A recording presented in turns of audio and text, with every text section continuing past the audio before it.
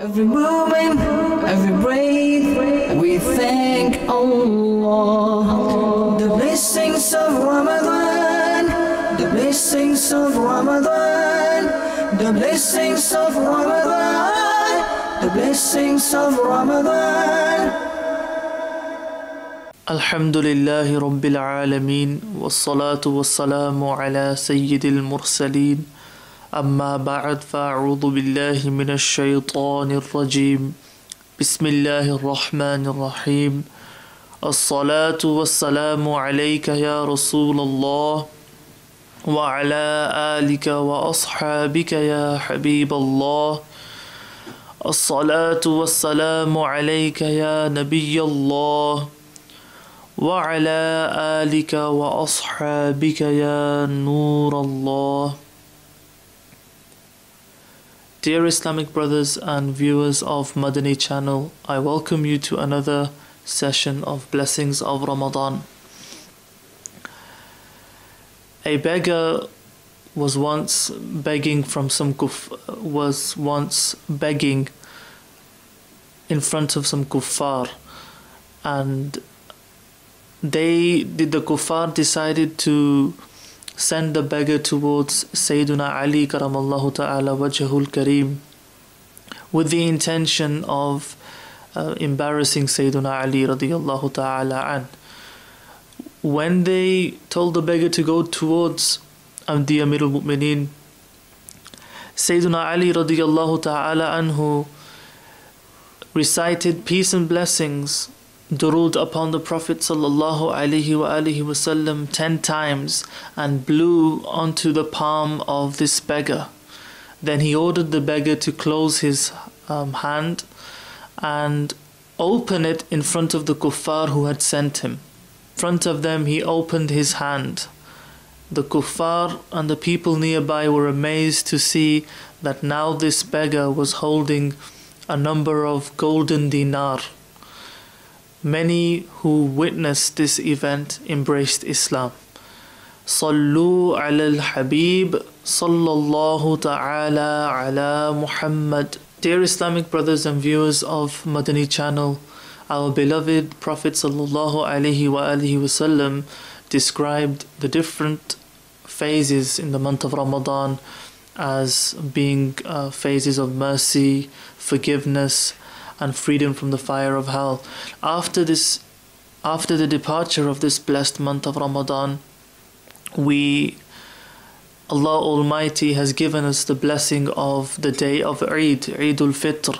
And after the month of striving in worship and standing in prayer and fasting all day, putting that extra effort in our acts of worship, it's only natural that after all this striving we have a day where we may relax and celebrate and thank Allah Almighty for giving us an opportunity to supplicate in His court and be blessed with forgiveness. For the day of Eid-ul-Fitr is a day of mercy and forgiveness and a day of good news for the ummah of the Prophet sallallahu alaihi wasallam. In fact, it is mustahab, it is preferable to express happiness on this day of Eid. As far as this idea of being happy in terms of the grace and mercy of Allah Almighty is concerned, then this is expressed in the Quran itself. As Allah Almighty has said in Surah Yunus, verse number 58, قُلْ بِفَضْلِ اللَّهِ وَبِرَحْمَتِهِ فَبِذَلِكَ فَلْيَفْرَحُوا. The translation from Kanzul Iman, say you, only Allah's grace and only on His mercy. On it therefore let them rejoice. In other words, let the people rejoice and express happiness in terms of Allah's grace and Allah's mercy.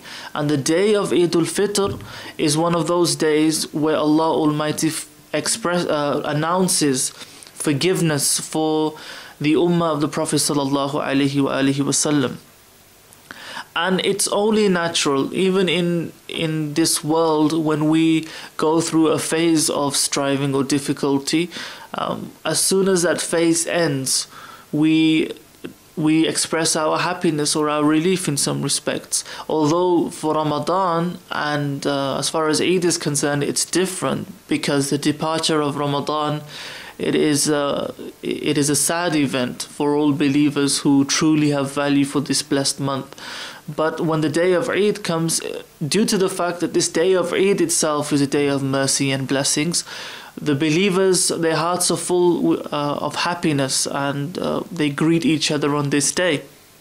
Sayyiduna Abdullah ibn Abbas radiyallahu ta'ala anhuma, he narrates, it's a very long narration, and I would just like to mention a few points, take a few points from this narration about the nature of this day, what happens on this day. Firstly, when the night of Eid comes, it is referred to as Laylatul Jaiza, the night of reward. And when the morning of Eid arrives, Allah Almighty sends His innocent angels. They spread out throughout the earth and in various places around the world or around the earth, and they announce to the people that, oh nation of the Prophet sallallahu alaihi wasallam, go towards the court of your Lord, go towards the masajid, where Allah Almighty is remembered. And with this announcement, they also reveal, why should the believers go towards the court of Allah Almighty? The angels say, for they will find Allah Almighty to be one who gives a lot, and one who forgives the people. And then when the people gather, Allah Almighty announces how those who will ask from Him, He will give them, and how He will bless people with forgiveness. In fact, when the people leave after the prayer or after the gathering of Eid, Allah Almighty announces that you have pleased me, and I am also pleased with you. So the expression Allah Almighty in His announcement is that I have been pleased with you, and your actions have pleased me, and go home and return to your homes in this state where you have been forgiven by me.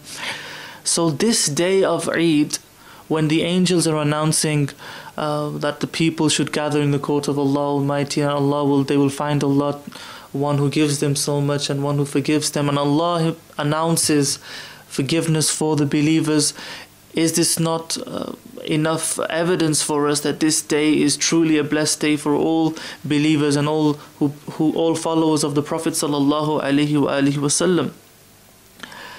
As far as praying or standing up in prayer is concerned on the days of Eid, there is a narration which I would like to share with you.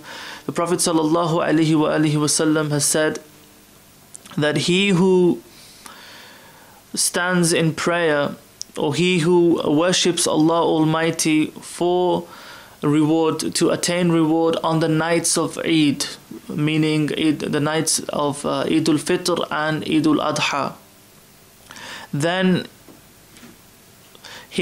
such a person who worships Allah, who stands in prayer, worships Allah on these nights, his heart will not die on the day when the hearts of people will die.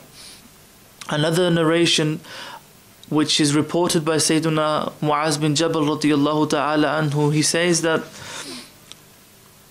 he reports that whoever worships Allah Almighty, stays awake in worshipping Allah Almighty on 5 nights, then heaven becomes wajib for him. And this is an expression that is used in narrations.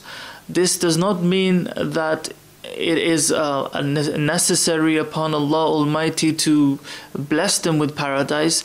The ulama explain that this means, such narrations mean that Allah through His mercy will indeed bless them with paradise. So Allah Almighty, if it's His will, and through His will and through His mercy, will indeed give them paradise. In no way does it mean that Allah Almighty is it's a compulsion upon Allah Almighty, for He is the Creator, and He may do as He wills. So through His mercy, He will indeed bless them with paradise, with heaven. Which nights? 5 nights that are mentioned in this narration are the 8th, 9th and 10th nights of Dhul Hijjah. That's 3, and the night of Eid-ul-Fitr, and the night of the 15th of Sha'ban. So those who pray, who stay awake and worship Allah Almighty on these nights, they will be blessed with paradise. Sallu ala al-Habib sallallahu ta'ala ala Muhammad. Dear Islamic brothers and viewers of Madani channel, on the blessed day of Eid, the nation of the Prophet sallallahu alaihi wasallam is given an opportunity to gain forgiveness and mercy from the court of Allah Almighty. Shaitan on this day begins to scream and expresses his concern, cries out, as expressed by the following narration. Sayyiduna Wahab bin Munabbih radiyallahu ta'ala anhu, he reports, Imam Ghazali writes this in his Mukashifatul Qulub, that when the day of Eid comes, Shaitan begins to cry out and he screams, and all his followers, all the shayateen, all the devils, they gather around him and they ask him about why he's so sad and why suddenly he's been struck with grief. Shaitan then, today the nation of the Prophet sallallahu alaihi wasallam has been forgiven by Allah. So this he mentions this as the reason for his grief, and then he orders his followers, the shayateen. He says, for this reason, distract them, make them indulge in following their desires and complying with the pleasures and desires that they have within them. Now, if we think about these efforts of Shaitan and his followers, the shayateen, unfortunately today we see that to some extent he has succeeded with many of our Muslim brothers and sisters. After the blessed month of Ramadan, after developing a routine of worship and performing good actions, suddenly on this day it's as if everything that took place in Ramadan has been forgotten, or it was only for the month of Ramadan. And our brothers and sisters, they neglect their prayers. They go towards this enjoyment and relaxation to such an extent. They think that they are simply fulfilling a mustahab action, but they perform sinful actions on the day of Eid, this day of mercy and forgiveness and blessings. Shaitan seems to have succeeded. On this day we see many of our youngsters, many of our young brothers driving around, waving flags, and to some extent behaving in a foolish way, in a careless way, causing a lot of people grief and becoming an obstruction, becoming a nuisance on this day of Eid. On this day when the believers should have raised their hands in the court of Allah Almighty and thanked Him for the day of Eid, and then spent time with their families with honor and dignity according to the Sunnah way, exchanging gifts and expressing this familial bond, this love and admiration that they have for each other. All that is put to one side, and we have this extreme behavior in terms of love for this world and no concern for the afterlife and no concern for what Islam has told us on the way of Islam. Another thing that we see on this day, unfortunately, is that many are inclined to wasting.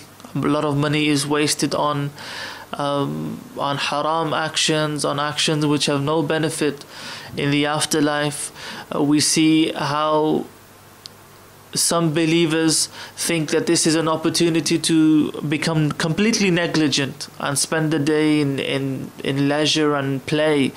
And many, if they were asked on the day, if we look at the number of people in the masjid in the holy month of Ramadan, and the number of people who come for the Fajr prayer before the morning of Eid, or the Zuhr prayer on the day of Eid, or the Asr prayer on that day, we would see the difference. Suddenly all those believers who were coming to pray regularly, they're nowhere to be seen. And the day of Eid, unfortunately, has become a day of sin for them, instead of a day of attaining blessings from Allah Almighty. Allah Almighty does not like people who waste. As mentioned in the Holy Quran, in Surah Bani Israel, verses 26 and 27, Allah says, وَلَا تُبَذِّرْ تَبْذِيرًا إِنَّ الْمُبَذِّرِينَ كَانُوا إِخْوَانَ الشَّيَاطِينَ وَكَانَ الشَّيْطَانُ لِرَبِّهِ كَفُورًا. Translation from Kanzul Iman: and spend not extravagantly. No doubt the extravagant are the brothers of the devils, and the devil is very ungrateful to Allah. So the people who waste, Allah Almighty describes them in His words as Ikhwanu Shayateen. They are the brothers of the devils. So let us be very careful in how we spend our wealth and how we spend how we behave in terms of receiving blessings from Allah Almighty. Another reminder for us is that the difference between the human and the animal is that the animal simply thinks plans for the here and now, in terms of food, in terms of life. The planning of the animal can be very limited at times. But the human is the creation of Allah Almighty that has been blessed with intelligence. The human has the intelligence and the intellect to plan ahead, to plan for important events in the coming phases of his life. And as far as the believers are concerned, they would naturally think about the afterlife. So if the believer is not thinking about the afterlife, and his thoughts and efforts are confined to this world and just enjoying this world, then there is not much difference between him and the way of the animals. Allah Almighty has made our purpose in life very clear. As Allah Almighty says, خَلَقَ الْمَوْتَ وَالْحَيَاةَ لِيَبْلُوَكُمْ أَيُّكُمْ أَحْسَنُ عَمَلًا. He who has created death and life, that He may test you as to whose work is excellent amongst you. So the purpose of life and death, as expressed by Allah Almighty, is that we may be tested to see who amongst us performs good actions. So when we have been given time in this world, how have we spent this time? Have we spent our time obeying Allah Almighty, or did we completely oppose what Allah wanted and have no regard for the commands of Allah Almighty in the way of the Prophet sallallahu alaihi wasallam? Sallu ala al-Habib sallallahu ta'ala ala Muhammad. Dear Islamic brothers and viewers of Madani channel, one important aspect of Eid-ul-Fitr is the Sadaqatul Fitr. Rulings related to the Sadaqatul Fitr can be found in Faizan Eid-ul-Fitr, which is a section in Faizan Ramadan.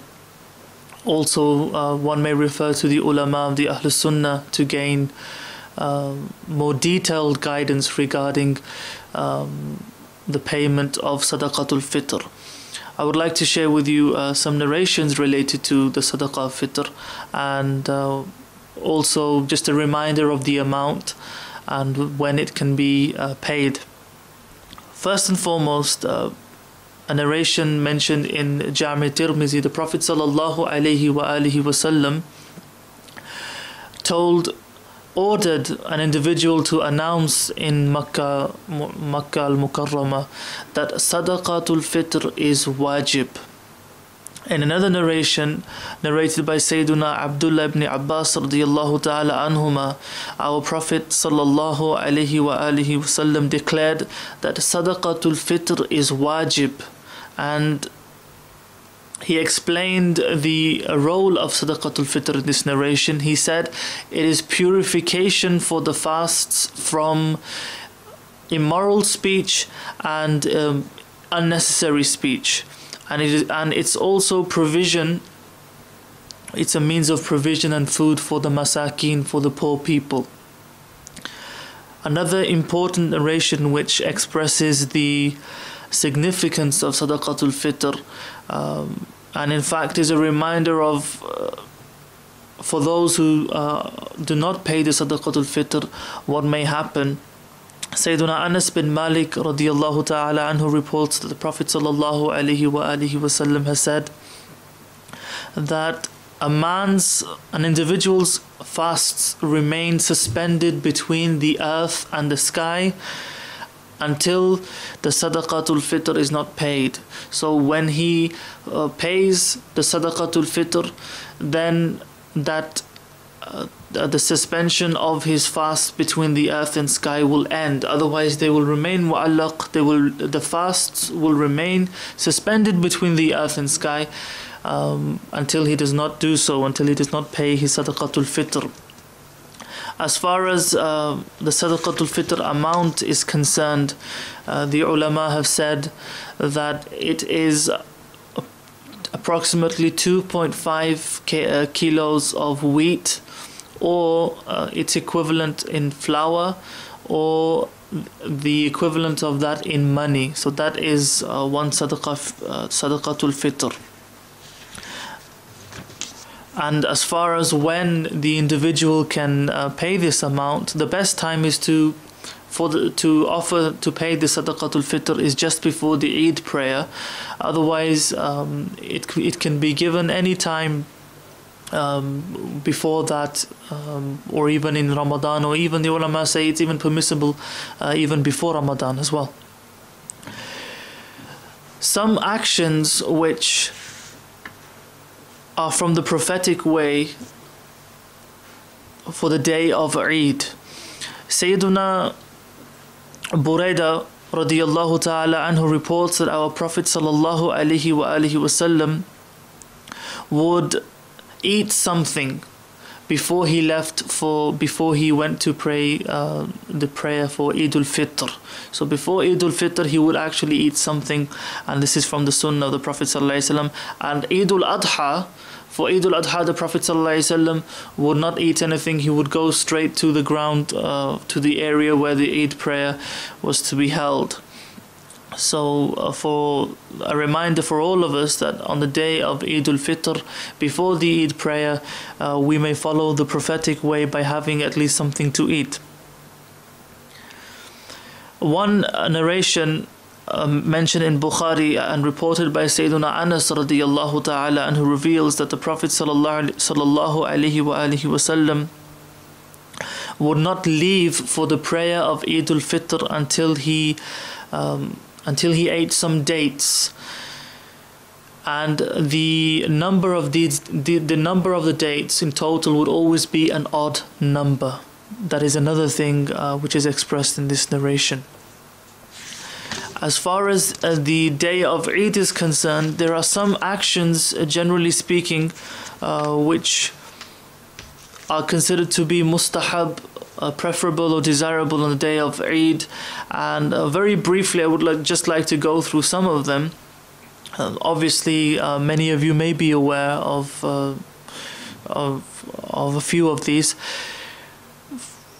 To apply itr, for example, to wear new clothes or nice clothes, to have a bath, i.e. perform ghusl, to cut the hair. Obviously the men, the hair, cutting the hair should be according to the Sharia. Before going to perform Eid-ul-Fitr, to have some dates in odd numbers, as was mentioned previously in the narration, so 3, 5, 7 dates. This is also considered to be mustahab. Performing the Eid Salah in the ground that has been specified for the Eid prayer, and going towards the Eid gathering, the Eid prayer, on foot. Also, it is from the mustahab actions to go on one path and to return from a different path on the day of Eid. paying the Sadaqatul Fitr before the Eid Salah, and expressing happiness, generally speaking. And let this happiness be for everyone, not just for those we know. So anyone who sees us on the day of Eid, we are smiling, we are greeting, and we are a means of happiness for others, and we create happiness for our other Muslim brothers. Being generous on this day is also mustahab as well. So giving a lot of sadaqah and expressing generosity in this respect.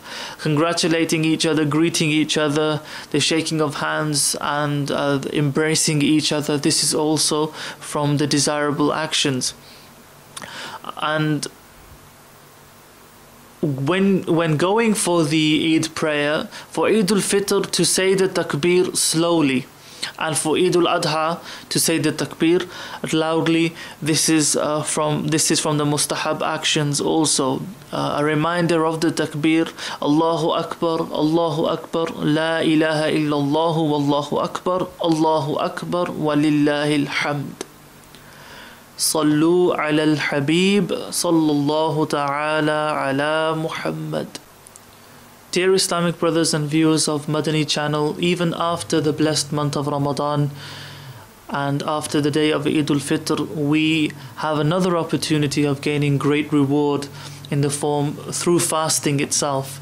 These fasts are voluntary fasts, but there are various narrations which express the benefit of fasting for 6 days in the month of Shawwal al-Mukarram. I would like to share with you some narrations so that we may be encouraged to do so. Sayyiduna Abdullah bin Umar radiyallahu ta'ala anhuma, he reports that the Prophet sallallahu alaihi wasallam has said that whoever fasts in Ramadan and then after Ramadan he fasts for 6 days in Shawwal, then he is purified of sin in such a way as if he was the summary of the narration. What is understood from the narration is that he becomes pure from sin like a newborn baby. Another narration reported by Sayyiduna Sawban radiyallahu ta'ala anhu, that our beloved Prophet sallallahu alaihi wasallam has said that he who fasts for 6 days in Shawwal al-Mukarram after Eid-ul-Fitr, then the reward that he gets is equal to the reward of fasting for the whole year. For he who brings one deed is given 10, or receives the reward of 10. How is this the case, that by fasting in after Ramadan, in Shawwal, after Eid-ul-Fitr, one fasts for 6 days and the reward is equal to a whole year? And what is meant by bringing a single good deed and being rewarded or attaining the reward of 10? This is explained by the verse of the Holy Quran, where Allah Almighty has said, "Man jaa bil hasanati falahu ashru amthaliha." Translation from Kanzul Iman: whosoever brings one good, then for him there are 10 like it. From this verse we learn that when one is fasting in the month of Ramadan, the 30 days that he is fasting, each fast is equal to 10. And in this way, a 10-month period of fasting, the reward for a 10-month period of fasting is covered by this blessed month of Ramadan. And then we have the 6 days of fasting in Shawwal. And each of them, obviously each fast is equal to 10. So that covers 2 months. And in this way, a whole year of fasting, the reward of fasting for a whole year is attained by obviously the compulsory fasts of Ramadan and the 6 extra fasts in Shawwal al-Mukarram. May Allah Almighty enable us to attain this great reward. As far as when should one keep these the 6 fasts of Shawwal al-Mukarram, should they be kept consecutively or on specific days? Sadr al-Sharia Badr al-Tariqa Mufti Amjad Ali Azami alayhi rahma, he writes that it is better for the fasts to be spread out, not all together, not done consecutively, but spread out. And after Eid, to have 4 consecutive fasts, if one keeps all 6 fasts consecutively after Eid, then it's also permissible, but it's better to spread the fasts out throughout the month. And Allama Maulana Mufti Muhammad Khalil Khan Qadri Barakati alayhi rahma, he writes that there is nothing wrong in keeping the 6th fast consecutively after Eid, but it is better to spread them out, in other words, 2 a week, or any such way. May Allah Almighty enable us to value the benefits of the fasting in Shawwal, and to continue gaining reward and attaining reward even after the blessed month of Ramadan and the day of Eid. After the day of Eid, through fasting in the month of Shawwal al-Mukarram. The Prophet ﷺ has encouraged us through the narrations. May Allah enable us to not forget and to gain from this month of Shawwal al-Mukarram by fasting. I urge all of you brothers and viewers of Madani channel to remain affiliated with DawateIslami, so that we may be reminded of opportunities to gain great reward and forgiveness from Allah subhanahu wa ta'ala. Let us be sincere in our efforts. Join the brothers of DawateIslami in the activities which take place around you and near you, and remain connected with DawateIslami through watching Madani channel. May Allah Almighty enable us to do so till for the rest of our lives, and may Allah Almighty enable us to spread good within our communities and within our families. Ameen bijahi Nabiyil Ameen sallallahu alayhi wa alihi wa sallam. Sallu ala al-Habib sallallahu ta'ala ala Muhammad. Every moment, every breath, we thank Allah. The blessings of Ramadan, the blessings of Ramadan, the blessings of Ramadan, the blessings of Ramadan.